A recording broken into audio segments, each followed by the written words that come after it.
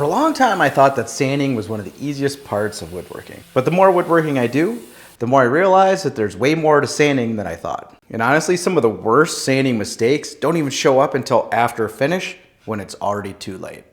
So when I first started woodworking, I thought sanding was basically the boring part between building something and putting finish on it. I'm not really sure my opinion on that has changed, but I didn't really think that there was much to learn. But now when I look back at old projects, I can instantly see sanding mistakes everywhere.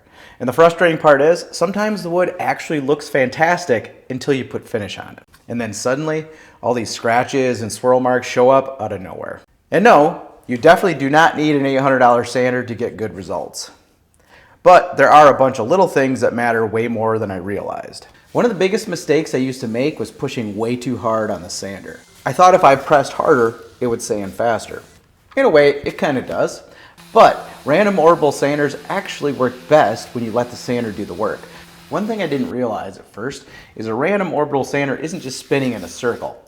The motor moves the pad in a tiny orbit pattern, and then the pad is free to spin at the same time.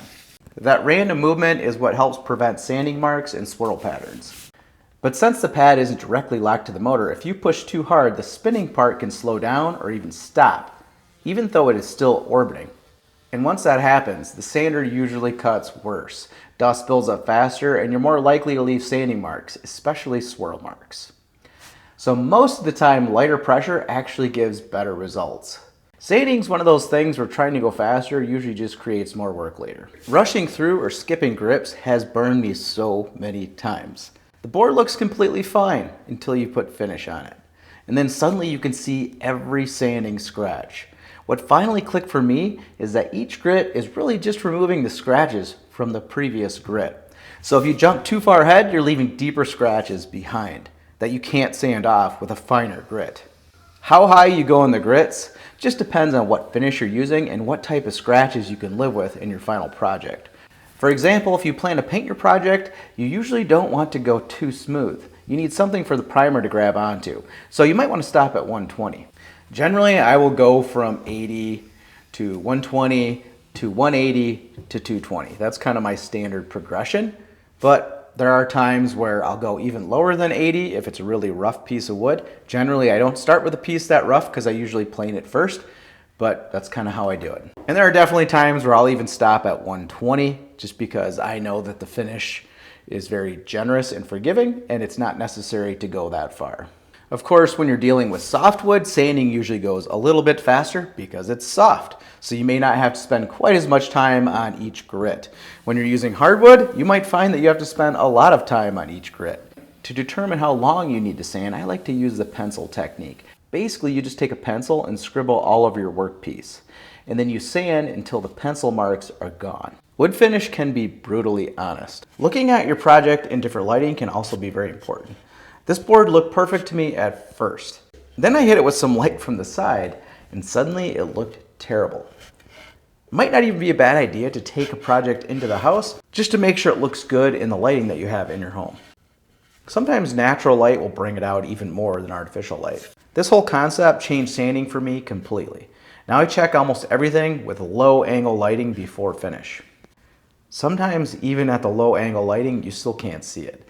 That's where the pencil technique is really nice because then you know you've sanded enough. But don't skip any steps and go through the sanding process properly. Don't miss any grits, especially when the project's really important to you. You kind of just have to trust the process. The project that comes to mind for me is my dining room table. I thought I did an amazing job. I sanded the crap out of it. I think the issue was that my sandpaper was gunked up and I wasn't replacing it enough, and there are swirl marks all over the place. And while I will say my ridge sander did an okay job, there's something about the orbital pattern that is just not as good as my Mirka, and it's actually hard for me to make swirl marks with my Mirka. Once you start to notice this, you'll start seeing it everywhere. It's kind of a blessing and a curse. And I just briefly mentioned something about swirl marks, but now let's talk about the sanders themselves. I used to think expensive sanders were kind of stupid. And honestly, technique does matter way more than the tool. You can absolutely get great results with a cheap sander. For example, this is an $80 sander. This is an $800 sander. But once I used a really good sander, I finally understood where the money goes. Of course, this thing isn't magic. You can still make plenty of mistakes. But it is smoother, quieter, easier to control, and way less fatiguing to use. And honestly, the dust collection alone is a massive difference. And I know I said this thing isn't magic, but it does do something magic with swirl marks. It makes it very difficult to create them. My honest opinion is that if you're a beginner and you're just starting out, a sander like this is totally fine. I used this thing for years. And frankly, if I didn't have a YouTube channel, I probably wouldn't have bought the super expensive one. But I also really enjoy using it. And like I said before, the most important thing, especially if you're using a cheap sander, is going through all the grits properly, making sure that your sandpaper is high quality and you're following proper techniques. So no, I don't think beginners need to run out and buy an expensive sander. But I also understand why professionals use them now. It really just makes sanding suck a little bit less. I'd like to know what sander you guys are using right now. Drop it in the comments. There is another mistake I didn't realize I was making for a long time that made a huge impact on my final results. It's really easy to accidentally round over edges while sanding. And sometimes you don't notice until parts don't line up quite right anymore. This is going to be especially important if you're trying to butt two pieces of wood together, or you have two pieces of wood that are very close together, like cabinet doors, or two pieces that you're going to be gluing up in a panel. And if you do want to break an edge, make it intentional. Use something like a block plane or a router. And once you start realizing how terrible an accidentally rounded edge looks, you'll start being more careful near the edges. Now let's talk about sandpaper. I didn't realize how much sandpaper mattered. Once sandpaper stops cutting efficiently, it starts making things worse instead of better. Dust can build up and create scratches and pigtails all by itself. And this is where dust extraction helped way more than I realized.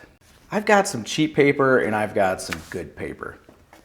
There's a couple differences. First off, this one, I would say the grit itself isn't quite as consistent across the entire piece of paper. This one here is 60 grit, which is kind of coarse, but I'm sure that there's a lot of 40 and 120 thrown in there as well. It just has a lot of highs and lows. I also like using this paper because the whole thing is mesh and it does a really good job with dust collection. You don't have to get the holes perfectly lined up, and it can pull dust through the entire pad. I have, however, heard that you're not supposed to use this with the Mirka because it's not good for the Velcro.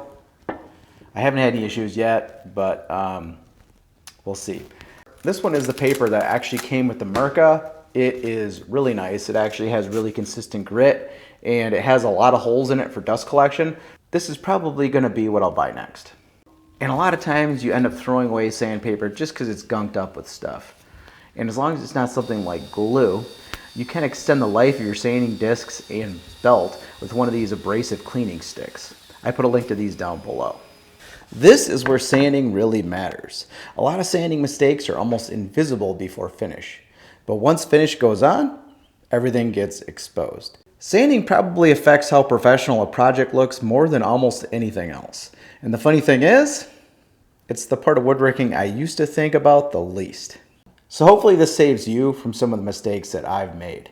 Most of this has way more to do with technique and attention to detail than expensive tools. You definitely do not need an $800 sander to get great results. But understanding what's actually happening when you're sanding makes a huge difference. I hope you guys enjoyed this video. If you did, please like and subscribe and drop me a comment with your sanding tips. We'll see you in the next one. I know I said this thing isn't magic, but it does do something really special with the orbital